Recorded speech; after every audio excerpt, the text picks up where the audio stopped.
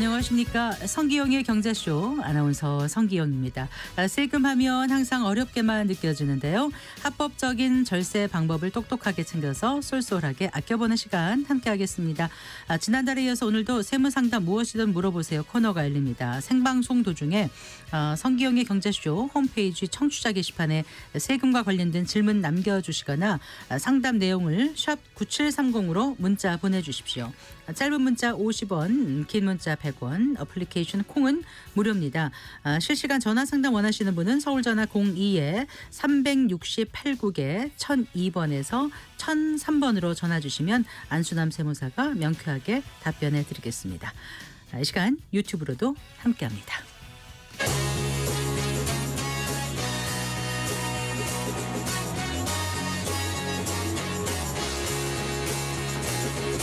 경제 시야를 넓혀드립니다.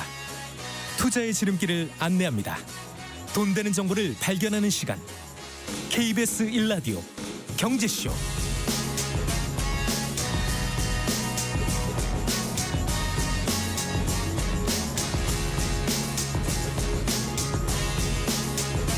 먼저 오늘의 주요 경제 뉴스부터 살펴보겠습니다. 경제 뉴스 브리핑 손서구 경제평론가와 함께합니다. 어서 나오십시오. 안녕하세요. 안녕하세요. 3분기 경제 성장률이 발표됐습니다. 네.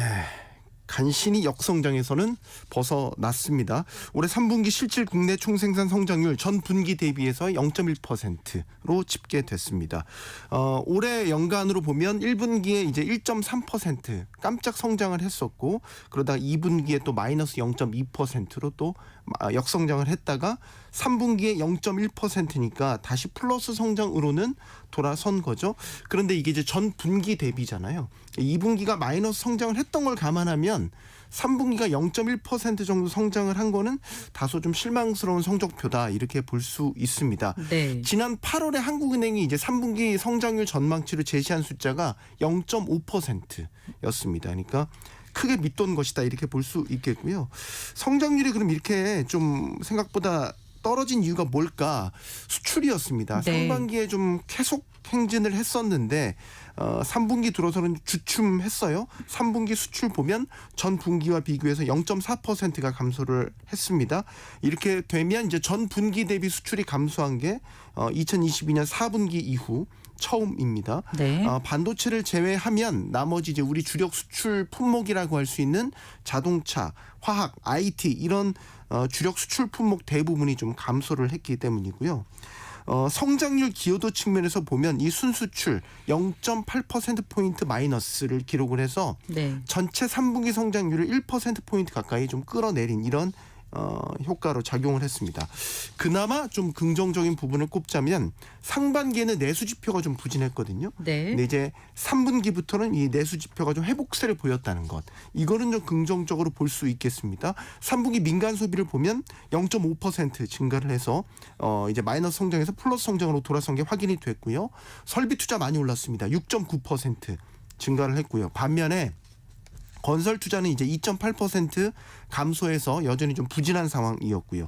그래서 성장률 기여도 측에서 살펴보면 설비 투자가 0.6%포인트, 민간 소비는 0.2%포인트, 정부 소비 0.1%포인트 이렇게 성장률을 높였고, 건설 투자가 이제 0.4%포인트 성장률을 깎아먹은 것으로 나타났습니다. 네.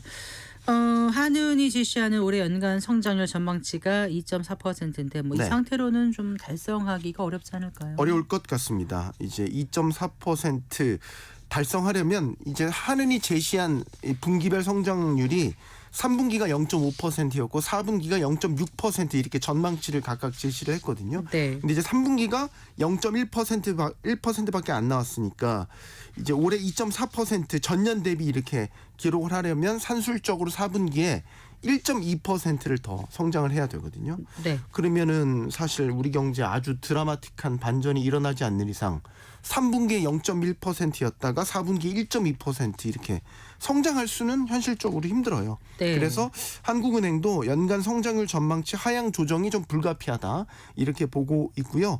다음 달에 이제 수정 전망치를 내놓을 것으로 보이는데 2.4% 달성은 현실적으로 어렵다. 그러면 현실적으로 우리 지금 잠재 성장률로 보고 있는 2% 정도가 네. 지금 상황으로 봐선 현실적으로 달성 가능한 수치가 아닐까 이렇게 전망해 볼 수 있겠습니다.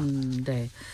자, 그 서민 대출인 디딤돌 대출 한도를 축소한다는 소식에 이제 실수요자들 사이에서 큰 혼선이 빚어졌지 않습니까? 네. 여기에 대해서 오늘 그 박상우 국토교통부 장관이 사과했어요. 네. 사과했습니다. 박상우 장관이 이제 오늘 종합감사에 출석을 해서 디딤돌 대출을 규제하는 과정에서 국민들께 혼선과 불편을 드린 점 매우 송구하다 이렇게 사과했고요. 통일된 지침이 없었다. 또 조치를 시행하기 전에 충분한 안내 기간을 거치지 않았다는 점도 인정을 하고 여기에 네. 대해서도 사과를 했습니다. 디딤돌 대출은 서민 대출로 이제 알려져 있죠. 연소득 6천만 원 이하 무주택자가 5억 원 이하의 집을 살 때 2, 3%대의 저금리로 최대 2억 5천만 원까지 빌려주는 서민 정책금융 상품입니다. 그런데 이제 국토부가 정책 대출 규모가 증가를 하니까 시중은행들에게 디딤돌 대출 취급을 좀 제한해달라는 요청을 전달을 했고 네. 실제 시중은행들이 이제 한도를 줄이기 시작을 했죠. 주택담보인정비를 낮추고 방수공제 필수로 시행하고 또 집이 지어지기 전에 대출을 해주는 후치담보 이런 대출도 중단하는 방식을 취했는데 네. 이런 조치들이 이제 제대로 사전 예고 없이 전격적으로 시행되면서 입주를 앞둔 실수요자들 큰 혼란에 빠졌고 거센 반발에 부딪히자 시행을 잠정 유예시켰죠. 네. 그래서 디딤돌 대출은 이전처럼 시행하는 거죠? 아니요. 아니에요. 그렇진 않습니다. 부분 조정이 될 것 같습니다. 이와 관련해서 박 장관이 조만간에 맞춤형 개선 방안을 마련해서 발표하겠다 이렇게 전했는데요. 이전처럼 디딤돌 대출을 시행하지는 않을 것 같고 지금 나오는 방안으로는 지역별로 나눠서 네. 수도권에는 한도를 좀 축소하는 방안, 그리고 비수도권에는 이제 한도 축소를 하지 않는 방안이 유력하고요. 네, 네. 아울러서 현재 디딤돌 대출을 이미 신청하신 분들, 그런 분들에 대해서는 이제 지역과 상관없이 이런 축소 조치를 적용하지 않을 계획이고, 네. 이런 보완 방안을 시행할 경우에도 네. 일정 유예 기간을 또 부여하겠다 네. 이런 방침을 내놓고 유예 있습니다. 기간은 꼭 필요할 것 같습니다. 네. 자, 반도체 기업이죠. SK 하이닉스가 올 3분기 실적 발표했는데 네. 사상 최대 실적 달성했다면서요? 네, 이렇게 실적을 발표해야죠. 그래야 투자자들이 환호를 합니다. SK 하이닉스 연결 기준으로요. 올해 3분기 영업이익 7조 300억 원 달성했습니다. 네. 이게 이제 지난해 같은 동기 대비 흑자 전환한 거고요. 매출은 이제 17조 5,731억 원, 93.8%가 증가한 규모고 순이익은 이제 5조 7,534억 원 역시 흑자 전환한 것이고요. 네. 매출, 영업이익, 순이익 모두 분기 기준 사상 최대 실적입니다. 당초 시장에서 잘 나올 거야라고 예상했던 영업이익 전망치가 5조 원대였거든요. 근데 이제 계속 시간이 갈수록 더 올라갈 것 같아라고 해서 거의 막바지에 이제 증권사들이 내놨던 전망치가 6조 원 후반대까지도 올라갈 것 같아. 이런 이제 컨센서스가 있었는데 네. 이를 더 뛰어넘는 7조 원대를 달성했으니까 말 그대로 시장을 깜짝 놀래킨 어닝 서프라이즈였습니다. 이 AI 시장 확대로 수요가 급증한 이 HBM이 역시 실적 효자 노릇을 톡톡히 해낸 거죠. 무엇보다 세계 최고 AI 칩 기업 엔비디아의 파트너로서 SK 하이닉스가 HBM 분야에서는 아주 독보적인 지위를 갖고 있구나. 이게 이번 실적을 통해서 확인이 된 것이고요. 네. 앞으로도 이런 독주 체제가 당분간 계속될 것으로 보이는 게 현재 HBM에서 가장 앞섰다고 보여지는 제품 5세대 HBM3E 8단 제품을 네. 엔비디아에 지금 납품하기 시작했고 지금 업계 최초로 12단 제품도 양산에 돌입을 해서 올해 연말 정도면 이제 매출이 가시화될 것으로 보이기 때문에 앞으로 이런 실적 향상은 더 가파르게 이루어질 것으로 보이고요. SK 하이닉스 입장에서 3분기 실적이 상당히 고무적인 거는 네. 사상 최초로 삼성전자 반도체 사업부의 영업 실적을 훌쩍 뛰어넘었다는 것. 네. 이제 한국을 대표하는 반도체 기업 타이틀은 삼성전자가 아니라 SK 하이닉스가 가져가게 된 것으로 보이죠. 네. 당장 삼성전자하고 SK 하이닉스 오늘 정말 희비가 엇갈렸죠. 삼전은 4% 정도 내렸고요. 네. 엔비디아가 전날 떨어졌는데도 SK 하이닉스는 오늘 올랐잖아요. 숫자로 보여줬으니 뭐 더 할 네. 말이 없겠죠. 자, 미국이 대선 앞두고 국채 금리가 급등하고 있는데 네. 이게 우리 금융시장에도 좀 악재로 작용하고 있다고요. 네, 그렇습니다. 지금 이제 미국 10년물 기준으로 국채 금리가 4.2%대까지 치솟았거든요. 7월 말 이후 가장 높은 수준이고 이게 네. 단기간에 좀 많이 올랐어요. 이달 들어서만 44bp 이렇게 많이 올랐고 이렇게 미국 국채 금리가 단기간에 급등을 하니까 투자 심리가 이제 위축이 될 수밖에 없어요. 그래서 네. 뉴욕 증시도 이런 영향으로 일제히 간밤 하락하는 모습을 보였고 이 미 국채 금리 상승이 주식시장에 악재로 작용하는 거는 일단은 자금의 흐름이라는 거는 높은 수익률을 쫓기 마련이기 때문에 주식에서 국채로 이동하는 이런 흐름이 포착이 되고 있는 것이고 또 이 국채 금리가 오르는 이유가 뭐냐라는 걸 따져봤었을 때 고금리 상황이 장기화될 것이다. 이런 시장의 우려를 이미 선반영하고 있다. 이렇게 볼 수 있겠습니다. 지난달에 미국 연준이 빅컷을 단행한 이후에 나왔던 경제 지표들이 예상 밖으로 다 양호했어요. 괜찮았단 말이죠. 네. 고용부터 소비까지 다 예상치를 웃돌면서 미국 경제가 생각한 것보다 더 뜨겁다. 괜찮네? 이런 상태라는 점. 그렇다면 금리를 서둘러 인하할 필요가 없겠다는 인식이 지금 시장 안에서 퍼지고 있는 것이고요. 또 하나 미국 연방정부의 막대한 부채를 갚아 나가기 위해서 앞으로 미국 정부가 더 많은 국채를 발행해야 될 것 같아 이런 전망도 역시 금리에 선반영되고 있습니다.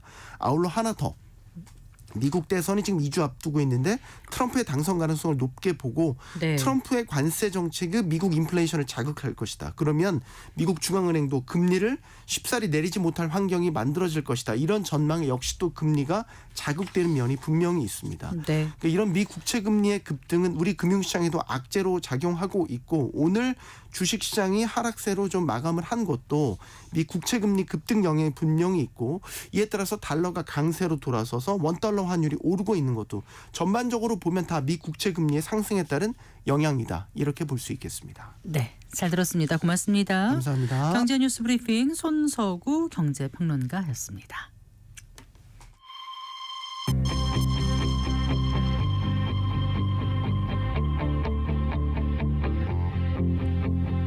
경제 전문가의 원포인트 레슨.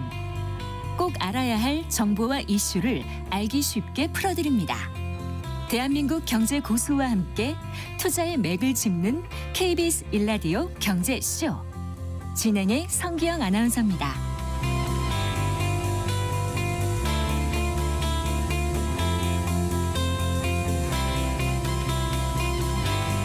네, 세무상담 무엇이든 물어보세요 코너 순서입니다. 생방송 도중에 저희 성기영의 경제쇼 홈페이지 청취자 게시판에 세금과 관련된 질문 남겨주시거나 상담 내용을 샵 9730으로 문자 보내주시기 바랍니다. 짧은 문자 50원, 긴 문자는 100원, 그리고 어플리케이션 콩은 무료입니다. 또 실시간 전화 상담 원하시는 분은 서울전화 02에 368국에 1002번, 1003번으로 전화 주시면 안수남 세무사가 명쾌하게 답변해 드리겠습니다. 368에 1002번, 1003번입니다. 자, 세무법인 다솔의 안수남 대표 세무사 스튜디오에 모셨습니다. 반갑습니다. 네, 안녕하세요. 안녕하세요. 네. 오늘은 이제 그 애청자분들의 질문 한두 개를 먼저 받아보고 시작을 하겠습니다. 네. 자, 휴대전화 끝자리 네. 7882번님의 사연이에요. 예.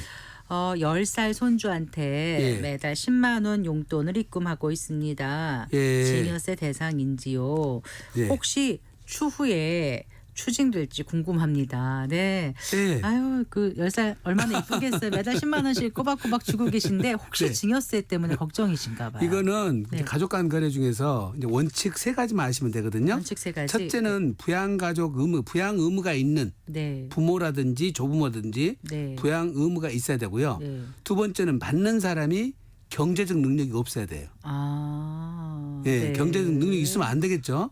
네, 능력 있는 사람한테 주면 안 되니까. 용돈의 개념. 네. 네. 용돈이든 생활비든 교육비든 아. 그다음에 이제 이것을 받으면 거기 용도에 맞게 다 써야 돼요. 아. 모으면 안 돼요. 그러니까 네. 용돈 개념이든 네. 생활비 개념이든 받은 돈을 다 써버려야지. 네. 여기서 덜 써가지고 꼬박꼬박 모아가지고 주식을 투자한다든지 부동산을 투자하면 안 그런데 돼요. 왜 그 추석이나 설 명절 지나고 나면 네. 그 상담 내용 올라오지 않습니까? 네. 뭐 여기저기서 이제 그 세뱃돈 받고 뭐 네. 용돈 받았는데 네. 그걸로 무슨 계좌를 열어서 아이들한테 투자하게 하라. 네. 그러면 그건 어떻게 되는 거예요? 물론 이제 그 받은 것을 본인이 받아서 네. 그런 용도로 받았다면은 그것을 모아서 했다 하면은 네. 인정이 되지만 돈이랑 게 섞여 버리잖아요, 사실은. 예. 이게 지금 말하는 그 명절 때 세뱃돈 정도 받아서 모아 돈 정도라면은 네. 큰 돈은 아니기 때문에 네. 그걸 투자해서 2천만 원, 3천만 원 투자해서 벌었다면은 소득이 올렸다면 그거는 넘어갈 수 있는 얘기인데 지금 이런 얘기도 사실은 문제가 돼야 문제가 되는 일이지 원칙적으로 법에 따라서 제가 지금 설명을 드리는 거고 네.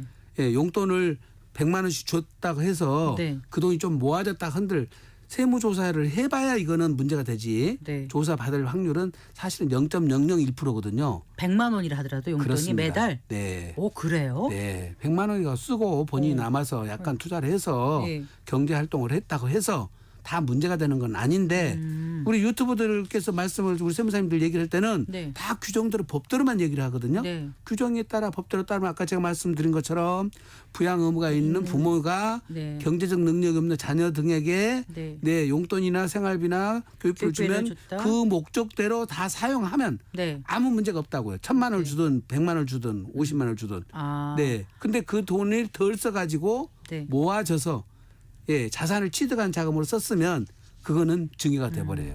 자 그래서 10살 네. 손주한테 매달 10만 원 용돈 입금하는데 이 손주가 10살이 10만 원씩 다 써버려요. 네. 그럼 괜찮은 거라는 말씀이신가요? 그러면 의미를 생각해 보면 예, 1년에 100만 원밖에 안 되잖아요. 네. 그거를 그 10년이나 해도 1,000만 원도 안 되고 네.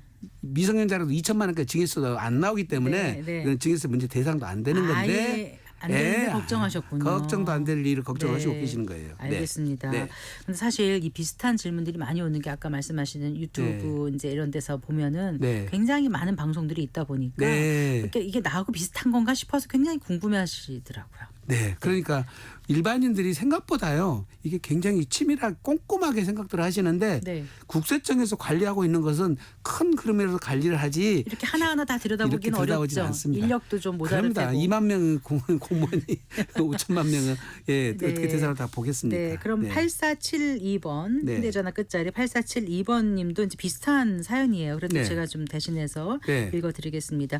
그 고3 딸아이를 둔 학부모입니다. 네. 딸아이에게 체크카드가 있지만 고등학교에 들어간 이후에 학원에 다니면서 저녁을 사 먹는 등 그 용돈 외에 써야 할 곳이 많아지면서 제 신용카드를 줬습니다. 네. 그런데 어떤 신문 기사를 보니까 이것이 불법이라면서 나중에 증여세 문제가 될 수 있다고 해서 문의드립니다. 네. 나중에 크게 문제가 될 수 있을까요? 문제가 되지 않으려면 주 단위로 용돈을 주는데 그걸 늘려야 되나요?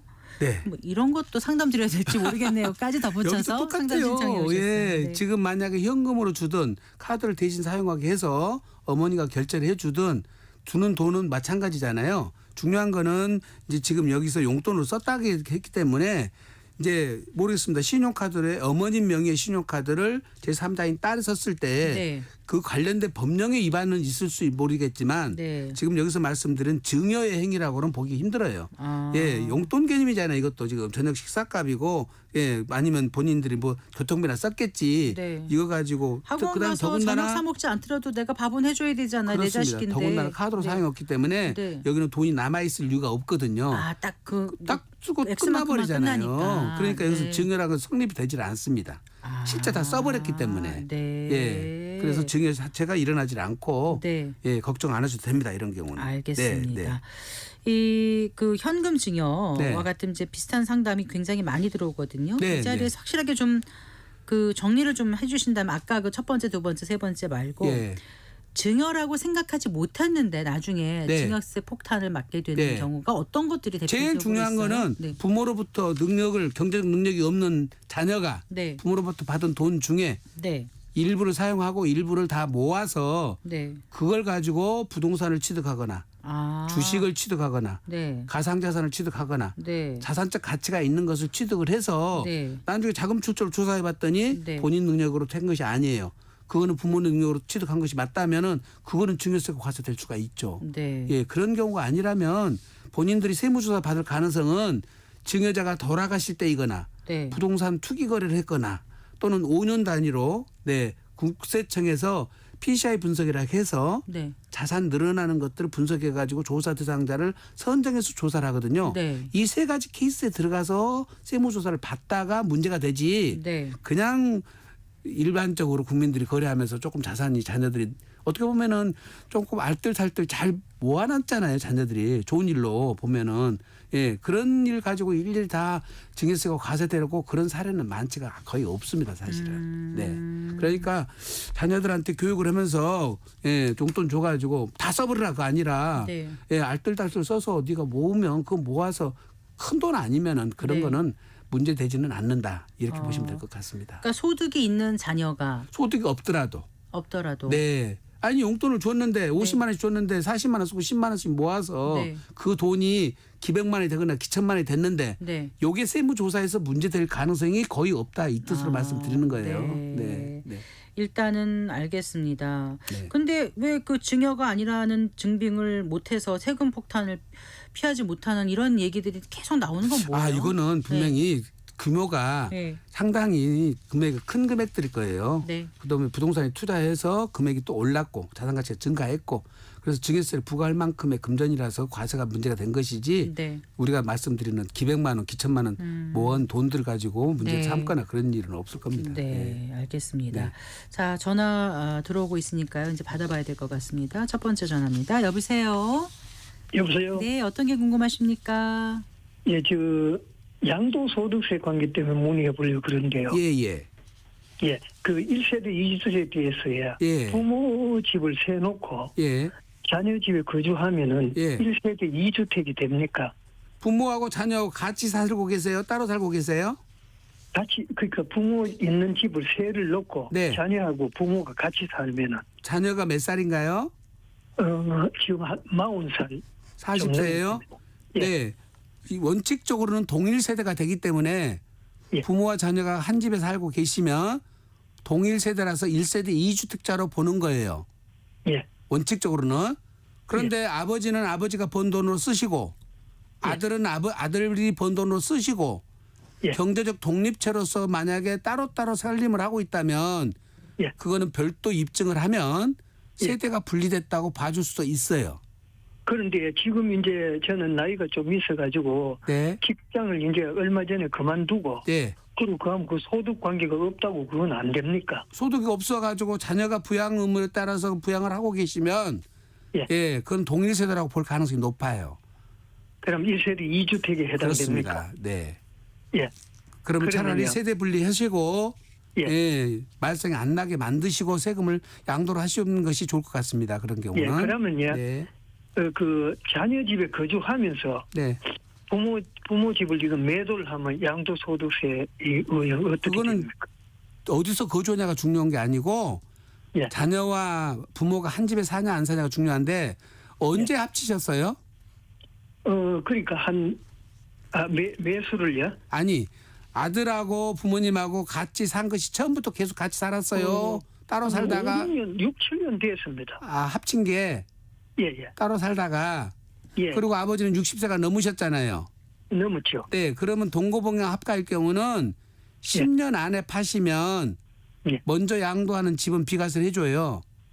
근데 그 집을 네, 지금 우리가 매수한 집을 이제 세놓은 지 한 3년밖에 안 됐거든요. 세가 중요한 게 아니라 예. 네, 지금 각각 1주택을 갖고 있는 상태에서 예. 그걸 지금 합치셔가지고 예. 2주택자가 되셨다면은 예. 10년 안에 파시면은 지금 비과세가 되는데 예.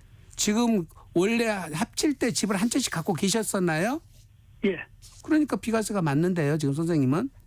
예. 네. 그래요. 네. 그러면 이제 그 부모 집을 매도를 할 때 예. 그러면 부모가 일시적으로 그러면 확실하게 하기 위해 가지고 일시적으로 이제 거주지를 옮겼다가 네. 살고 난 뒤에 도로 자녀하고 같이 살면은 그거는 이제 실제로 세대 분리를 하셔야지 주민등록만 약간 분리만 형식적으로 하시는 거는 예, 예. 실익이 없고요. 예. 선생님의 경우는 지금 아까 제가 조건 맞는 대로 예. 집을 한 채씩 갖고 있다가 예. 지금 합가를 하셔가지고 10년이 안 지났으면 예. 한 채를 팔아도 양도세가 비과세 되니까 예. 네, 그 조건만 잘 판단해 보세요. 10년이 안 지났으면은 네네네. 합친 날로부터 예, 예. 10년. 네. 예, 알겠습니다. 네, 고맙습니다. 네, 네, 이해가 되신 것 같습니다. 네. 서울 전화 02에 368국에 1002번, 1003번으로 전화 주시면 되겠습니다. 다음 전화 연결해 보겠습니다. 여보세요. 여보세요. 여보세요? 네, 어떤 게 궁금하십니까? 네, 안녕하세요. 네, 안녕하세요.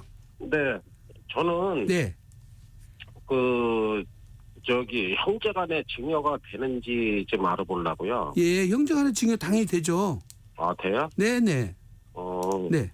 그리고 증여하는 게 세금이 유리한가요? 아니면 양도하는 게 유리한가요? 그거는 이제 이제 실질로 따지셔야 되는데 네. 지금 이제 세법만 가지고 세금만 유리하다고 판단하시면 안 되고 네. 실질은 돈 받고 팔았는데 세금이 유리하다고 증여세가 낮다고 증여를 형식적으로 해서 증여세를 내시면 예, 세무조사에서 실질이 양도로 판정되면 양도소득세가 가세되는 거거든요. 아, 증여를 해도 또 뭐 양도를 한 건지 판정을 한다고요? 지금 제가 그렇잖아요. 돈 받고 팔으셨는데 아니요. 증여세 그러면요. 거래 안 했는데 지금 증여를 할 건지 아니면 양도를 할 건지가 그거는 어떤 게- 돈 받고 파실 것인지 증여할 것인지는 그쪽 가까운 세무사님한테 가서 계산 한번 해보시면 될 것 같은데요. 얼마짜리세요 부동산이? 부동산이 상가주택이거든요. 네, 그게 얼마짜리예요 시세가? 지금 정확히는 모르는데 한 7, 8억 될래나? 7, 그 정도 될 8억. 거예요. 그러면 좀 규모가 있으셔가지고 세무사님한테 가셔서 지금 네. 증여와 상속 양도하고 비교를 해서 네. 세금이 어느 것이 유리한지를 한번 계산해 보시고 네. 근데 실질에 따라서 하셔야 돼요. 실질은 돈 받고 내가 팔았는데 증여세가 낮다고 증여로 신고하시면 예, 형제간에 보통 그 정도 규모를 그냥 준다는 것은 쉽지 않잖아요.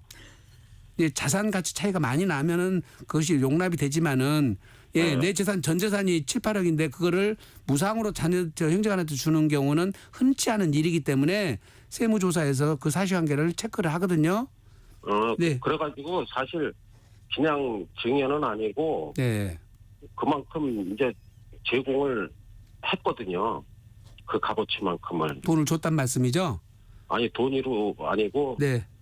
돈으로도 주고 일부 이제 그 땅으로도 아. 명의 이전을 해주거든요. 네, 그러면 대가가 건너간 거예요. 그러면 양도로 보시고 네. 예, 그거는 양도 처리를 하셔야 될 것 같은데 세금 계산 한번 해보셔야 될 것 같네요. 아, 그래요? 네, 네, 그리고 만약에 그 증여를 할 때 예, 거기 건물에 한 그 대출이 한 2억 5천 되거든요. 네. 그거는 공제가 되고 세금이 부과되는 건가요?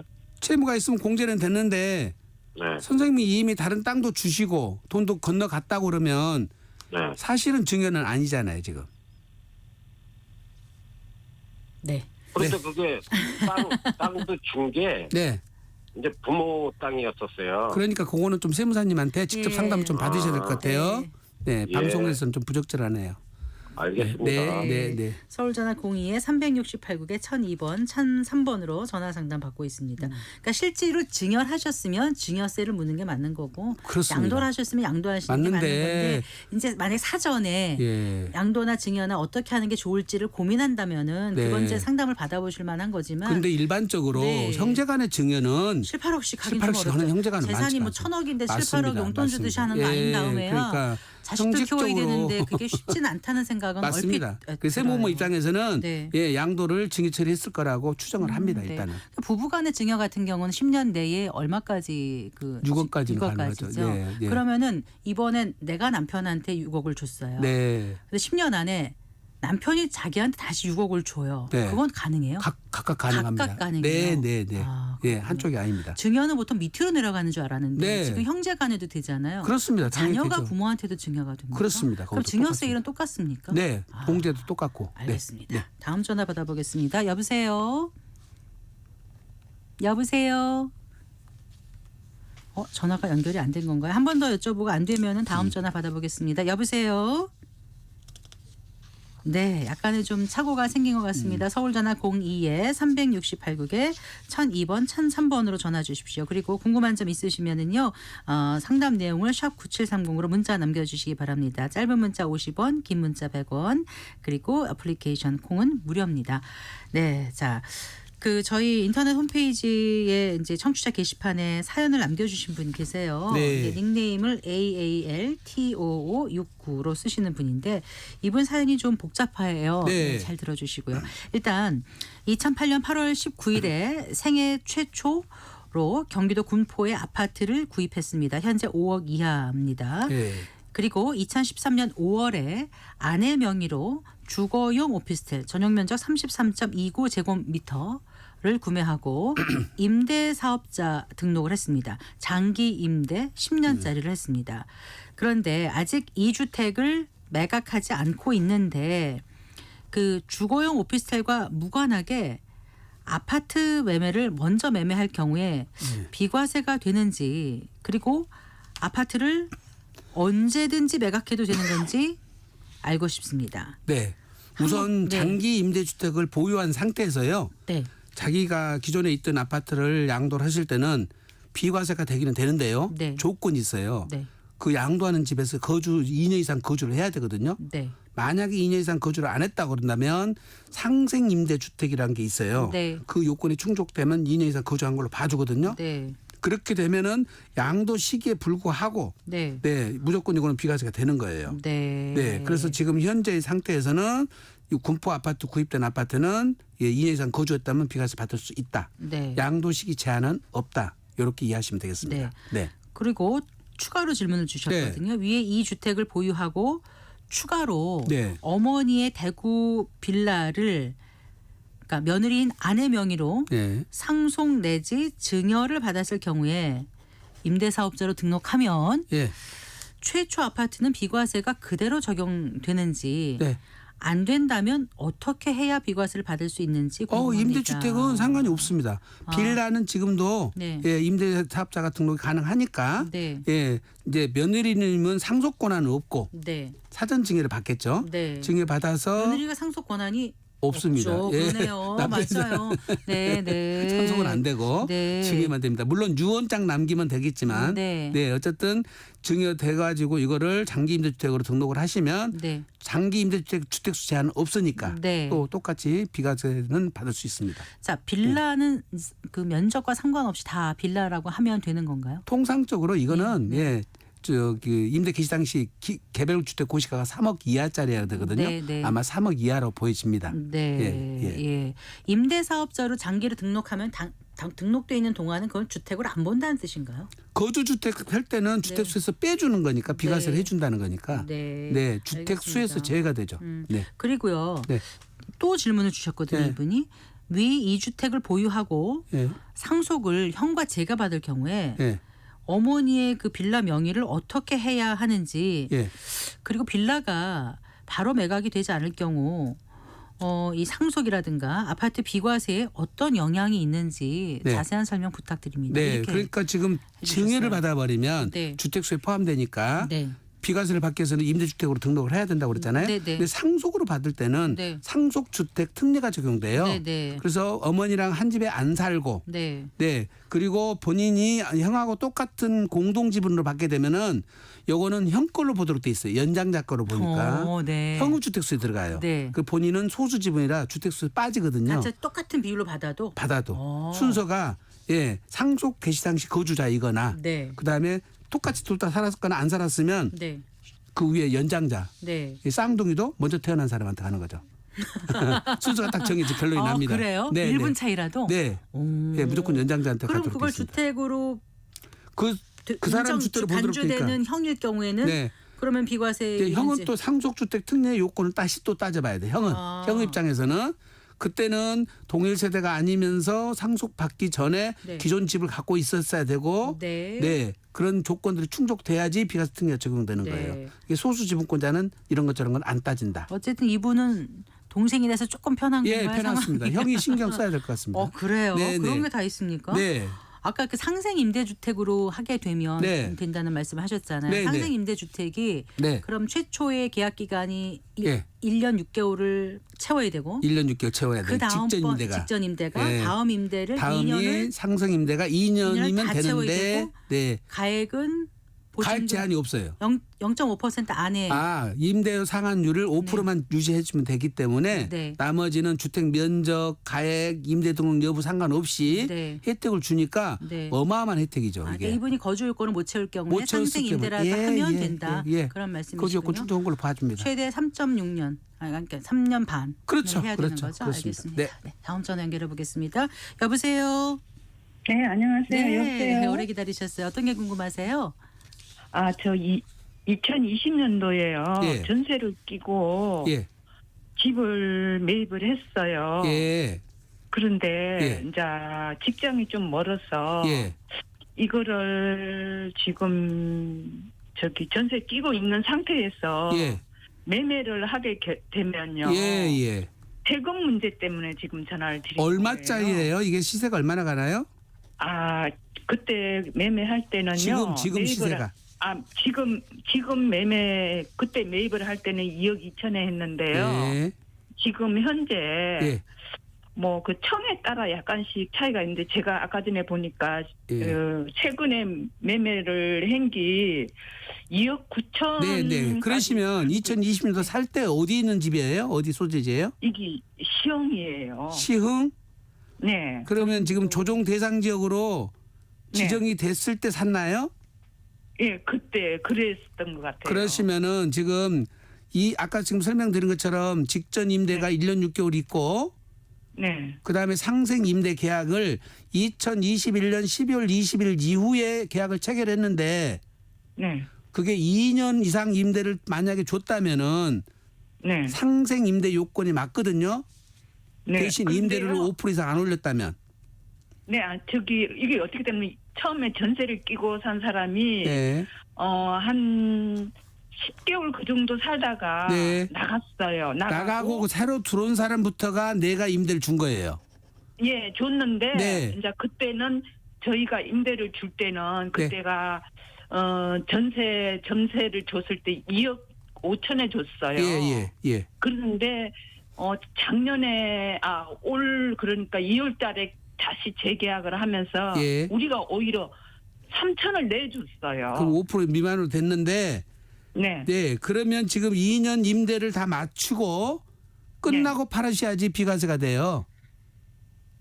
2년은 넘고 다시 2년 살고 2년 네. 또 다시 재계약했는데 자, 이제 전세 보세요. 가격이 내가 취득하고 네. 전세 끼고 산 거는 내가 임대 준 거 아니에요. 네네. 그래서 내 전 소유자가 임대 준 기간이 끝나고 네, 내가 다시 갱신 계약을 했을 거 아니에요. 재계약을. 네네. 재계약을 1년 6개월 끝나고 아니 2년 지금 끝나고 다시 2년 재계약을 했어요. 그런데 재계약을 그때 해서 지금 얼마 지났어요?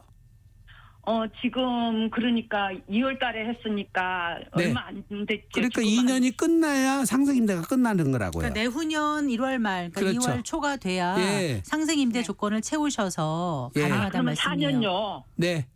4년 그러니까 네. 지금 재계약할 때는 전세값이 전에는 2억 5천인데 2억 3천. 야, 그 조건을 맞췄으니까 임대 네네. 기간만 맞추시면 된다고요. 2년만. 그래 그러면은 네. 과세 만약에 예를 들어서 네. 지금 제가 뭐 그때 2억 2천에 샀는데 한 3억에 판다고. 그것도 예를 아무 들면은요. 상관없어요. 예. 양도 차이가 상관없으니까. 그러면 예. 비과세예요? 비과세를 받을 수 있어요. 네. 아 그래요? 네, 네. 상생 임대 요건은 한 번 네. 더 세무사님한테 검토 받으세요. 지금 중요하니까. 네. 아 그래요? 제가 보기에는 가능하다고 보여져요. 네. 그러니까 아 1세대 그러면 이 2년 계약한 거를 채우면은 네, 네. 집을 팔아도 채우고 팔면은 네. 과세 대상이 안 된다 이거요. 2년 거주한 걸로 봐준다 이 말이에요. 네. 네, 충분히 전세가 이해되신 것 4년 산 같습니다. 우리가 네. 2년 거주한 걸로 인정해준다. 해준다 이거죠. 걱정돼서 자꾸 여쭤보시는 것 같은데요. 이제 1세대 1주택 예, 비과세라는 게 네. 12억 미만일 때 그렇습니다. 가능한 건데 네. 본인이 직접 살아야 되는 게 이제 이분이 사실 때가 조정 대상 지역으로 지역이었으니까 지정된 상태에서 취득을 했으면 살아야 살아야 되는데 되는데 못 사셨으니까 네. 아까 말씀하신 상생 임대주택 조건을 채워야 되는데 채우면, 네. 근데 앞으로 2년 이제 재계약 맺었으니까 재계약 2년 동안 나머지는 되는데 충족하면 올 2월에 하셨으니까 네. 내후년 2월 2월쯤 때면 끝나면 지나고 나서 네, 파시면 그렇습니다. 비과세 요건 채워서 세금을 안 내신다. 네. 네. 잘 다음 전화 전해주세요. 받아보겠습니다. 네. 여보세요. 여보세요. 네, 말씀해 주십시오. 네, 안녕하세요. 네, 안녕하세요. 네, 저는 그 1가구 3주택을 갖고 있는데 예, 예. 하나는 저 아들이 살고 있어요. 예. 결혼해서. 예. 근데 이거를 그 이제 아들이 아파트를 이제 분양을 받아서 예. 거기 가야 되는데 이제 그래서 집을 하나 팔아야 되거든요. 예. 이럴 때는 그 지금 아들이 거기 살고 있는데 그 집을 산 지가 양도소득세가 어떻게 되는지. 네. 양도소득세는 양도 차익에 대해서 세금을 물리니까 지금 예. 얼마 주고 사셨어요? 그 여기는 뭐 시골이라 1억뿐이 안 돼요. 아, 전체가 그러면 1억 주고 사셨는데 얼마 지금 시세는 얼마가요? 지금도 시세는 똑같아요. 그러면 양도 차익이 발생하지 않으면 양도소득세는 없죠. 아, 네. 네, 산 금액하고 그러면 파는 금 그건- 똑같으면 없습니다. 네.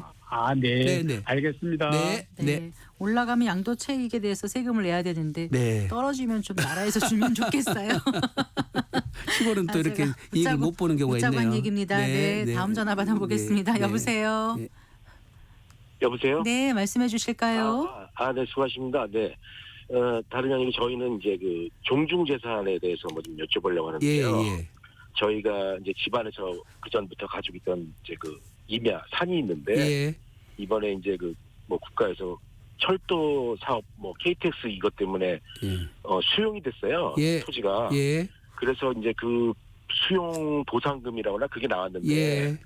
그 돈을 저희 그 종중원들 이제 한 몇십 명 있는데 예. 그분들이 이렇게 그걸 나누어서 이렇게 배분을 하려고 하는데 예. 그런 경우에는 뭐 이 세금이 뭐 그 증여세 이런 것에 해당이 되나요? 네, 증여세 해당이 됩니다. 네. 그러면 그것도 누구한테 준 걸로 해서 뭐 얼마 이하 뭐 이런 거 계산을 어떻게 해야 되는 거예요? 그거는 친족 공제가 안 되기 때문에 네. 분배된 금액 전체가 증여가액이 되고요. 전체 수용받은 금액이요? 아니지. 이제 나누지잖아요, 종원들한테. 네네. 그러면 만약에 10억이다 그러면 10명이 나누면은 1억씩 가져갈 거잖아요. 예. 그러면 이제 1억까지는 세율이 10%. 1억 네. 넘는 거는 이제 20%고. 네. 예. 그렇게 해서 내년에는 또 세율이 달라질 수도 있어요, 그거는. 지금 네. 보상금액 총액이 얼마나 되나요? 총액이 한 5억 정도 됩니다. 5억. 네. 예. 그러면 지금 양도소득세를 내셔야 되는데 양도세는 신고했나요? 아직 돈이 안 나왔어요. 이제 11월 12월에 나온다고 하는데. 11월 10일 날. 네. 그러면 요거는 세무사님한테 상담을 좀 받으셔서 네. 선산으로 만약에 이것이 그 3년 이상 썼다면 우리가 몇십 년 가지고 그러니까 고유 목적 사업에 사용된 경우는 법인으로 승인받으면 네. 법인세는 안 내도 되거든요. 저희가 고유 번호는 있는데 뭐 고유 번호가 달라요.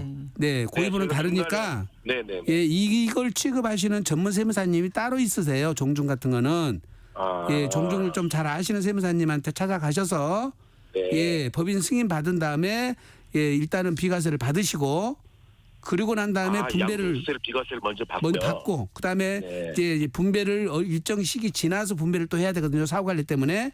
네. 이게 요거는 조금 세법 많이 이거를 취급해 보신 분이 잘 아니까 네. 조금 경험 있는 세무사님 만나셔서 상담 받으시면 절차를 하실 수 있으세요.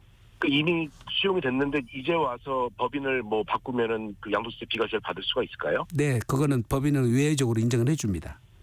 네. 기존에 안 받고 이제 와서 바꿔도 나중에 바꿔도요. 기존 예가 아니라 그 같은 해에만 변경하면 가능해요. 그렇습니다. 올해 수용 당하셨다면. 네네. 네. 예. 감사합니다. 네, 감사합니다. 네. 같은 애는 가능한 거군요. 그렇습니다. 알겠습니다. 네, 또 이제 모르시고 양도세로 또 내버리시면은 네. 양도세 내고 또 증여세 또 내야 되거든요. 그러니까요. 근데 이제 이거- 사후관리 규정도 있었는데 복잡하지만 네. 예, 이런 경우는 또 절차할 수 있는 길은 있습니다. 네, 네. 중요한 전화를 주셨네요. 네, 네, 네. 다음 전화 받아보겠습니다. 여보세요. 예, 여보세요. 예, 말씀해 주십시오. 예, 안녕하세요. 제가 네. 올해 3월 달쯤에 예. 미국에 사는 와이프 고모분께서 예. 달러를 입금을 해 주셨어요. 예. 한 99,990달러? 예. 예, 입금을 해 주시고 예. 그리고 8월 달에 다시 예. 또 동일한 금액으로 입금을 해 주셨는데 예. 이 금액은 일단은 다 원화로 바꾼 상태인데 예. 저희가 이 돈을 내년 3월 달쯤에 2월 달이나 3월 달쯤에 예. 다시 그 원화로 좀 돌려드려야 되는 상황인데 예. 이런 경우에도 뭐 증여세나 상속세 이런 것들을 내야 되는지. 지금 그럼 어떤 명목으로 받으신 거예요? 증여로 상속으로 받으신 거예요? 상속은 아니실 거고 예. 무상으로 받으신 거예요? 아니면 빌렸다가 갚으려고 돈을 빌리신 거예요? 일단 고모가 여기에 한국에 들어와서 집을 지으려고 네. 예, 그 돈을 그쪽을 바로 그 못하니 우선 제가 가지고 있다가 예. 집이 다 완성이 되면 예. 그렇게 집값으로 이렇게 그 지급을 하려고 예. 제가 잠시 보관하는 거거든요. 네, 네. 그러면 네, 보관만 하셨잖아요. 네네. 보관만 하셨다가 그걸 사용을 안 하셔서 되돌려줬다면은 네. 증여도 아니고 빌린 것도 아니니까 네. 그 상황만 잘 설명을 하면 될 것 같은데요. 그 국세청에서 네. 얼마 전에 네. 문자가 왔더라고요. 그렇죠. 소명하라고 나오죠. 네네. 네네. 그러면 지금 말씀하신 대로 미국에 계시는 고모님이 네네. 국내에 있는 주택을 거주할 목적으로 취득할 목적이든 지을 목적이든 네네. 자금을 일시 나한테 보관했다가 예를 들어서 네네. 그 용도로 사용을 하셨을 수도 있고 안 쓰고 다시 돌려줄 수도 있잖아요. 네네. 네, 그 사유를 설명하시면 될 것 같습니다. 그거는 입증하시고. 그런 경우에는 입증만 되면은 그렇습니다. 그런 예. 세금이 없다라는 거죠. 이 빌린 것도 아니고 증여한 것도 네네. 아니잖아요. 네. 네, 맞습니다. 네, 그거는 그렇게 해명하면 될 것 같습니다. 네. 네. 예, 알겠습니다. 다음 전화 또 네. 연결돼 있습니다. 마지막 전화입니다. 여보세요. 여보세요. 네, 말씀해 주십시오. 예, 수고 많으십니다. 네, 감사합니다. 제가 아파트를 두 채를 가지고 있는데 네. 하나는 자제분을 살고 있다가 예. 분양받아 나가버리고 예. 그 한 개를 매매하려고 하거든요. 예. 그러면 이게 뭐 세금이 뭐 비과세 되는 그런 게 있습니까? 혹시? 두 채 중에서 하나를 파시는데 예. 일시적 1세대 2주택이 아니거나 다른 특례주택 아니면 세금을 내셔야 되거든요. 예. 그런데 지금 기존에 갖고 있던 집하고 새로 산 집하고 예. 나중에 산 집이 몇 년도에 사셨어요? 한 3년 됐습니다. 3년 안에 사셔서 3년 안에 기존 집을 팔면은 비과세가 되는데 예. 3년이 넘으셨는지 안 넘으셨는지를 따져보셔야 돼요. 3년이 지났지. 지나버렸으면 둘 중에 먼저 파는 것은 세금을 내셔야 돼요.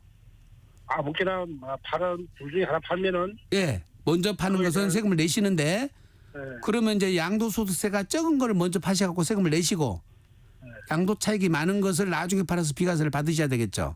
그럼 구입할 때 이제 그 차이 나는 금액에 예. 세금을 이제 작은 거를 근데 장도 팔고. 차익이 작은 걸 먼저 파셔. 예. 팔고 많은 그럼 것을 만약에 나중에 또- 파시고요. 혹시 그럼 두 채 중에서 하나를 저 자제분한테 상속을 해주면 상속은 돌아가셔야 되고 증여 말씀하시는 네, 거죠? 증여를 해주거나 매매로 넘기실 수가 있으니까 그거는 자녀의 조건에 따라서 매매가 좋을지 증여가 좋을지는 또 판단하셔야 되니까 요거는 이제 전문 세무사님한테 상담 좀 받아보시는 게 좋을 것 같습니다. 증여를 해주면 뭐 지금 적게 나온다든지 증여인지 양도가 좋은지는 이제 상황에 네. 따라 다르니까 세무사님 상담 받아보세요. 네, 네. 네, 감사합니다. 네. 이분 말씀하신 게 1세대 2주택 2주택자라서 비과세 말씀하신 거죠? 예, 하나 파는 것은 세금 네, 무조건 그러니까 양도가 이루어지는데 3년 안에 팔면 괜찮은 건데요. 괜찮아요. 3년이 지나버렸대요. 네. 근데 이제 자녀한테 증여가 좋은지 매매가 좋은지를 물으시는데 네. 지금 단순하게 답변을 할 수 있는 상황은 아니라서 지난 정부에서 1주택 2주택 비과세를 2년으로 줄였다가 다시 3년으로 늘렸던 거 아닌가요? 1년으로 했다가요. 1년까지 줄였었나요? 예, 윤석열 정부 들어와서 2년으로 연장했다가 네. 작년 1월 달에 다시 3년으로 그렇게 올리시면서 된 지금은 거죠. 3년이 네. 돼 있습니다. 한 채 있는데 네. 다른 한 채를 사서 새로 샀으면은 네, 3년 안에만 팔면 기존 주택 12억까지는 팔면은 비과세. 그렇습니다. 네, 알겠습니다. 네. 하나만 더 여쭤볼까요? 네. 시골 농가주택과 토지를 아들에게 증여주려고 하는데 증여세가 몇 퍼센트 정도인가요? 사는 네. 곳은 서울입니다. 그리고 증여특별조치법이 있어서 그때는 쉽게 증여할 수 있다고 하던데 특별조치법이라는 게 몇 년마다 있는지 네. 어떻게 되는 건지 궁금합니다. 1억 정도를 하면 이하는 10%밖에 아니니까요. 네. 증여세 걱정 안 하셔도 될 것 같고 네. 특별조치법은 거의 15년, 20년에 한 번씩 있는 일이니까 네. 네, 정상적으로 증여 등기를 하시는 게 좋을 것 같습니다. 알겠습니다. 오늘도 수고 많으셨습니다. 고맙습니다. 네, 감사합니다. 세무법인 다솔의 안순남 대표 세무사와 함께했습니다. 아쉬운 분들을 위해서 11월 20일 수요일에도 세무상담 코너가 열립니다. 세금 관련해서 궁금한 내용 있으신 분들은 저희 성기영의 경제쇼 홈페이지 청취자 게시판에 질문 남겨주시거나 샵 9730으로 상담 내용 문자 보내주시면 11월 20일 수요일 안순남 세무사께서 답변해 드리겠습니다. 성기영의 경제쇼 마칠 시간입니다. 저는 아나운서 성기영이었습니다. 고맙습니다.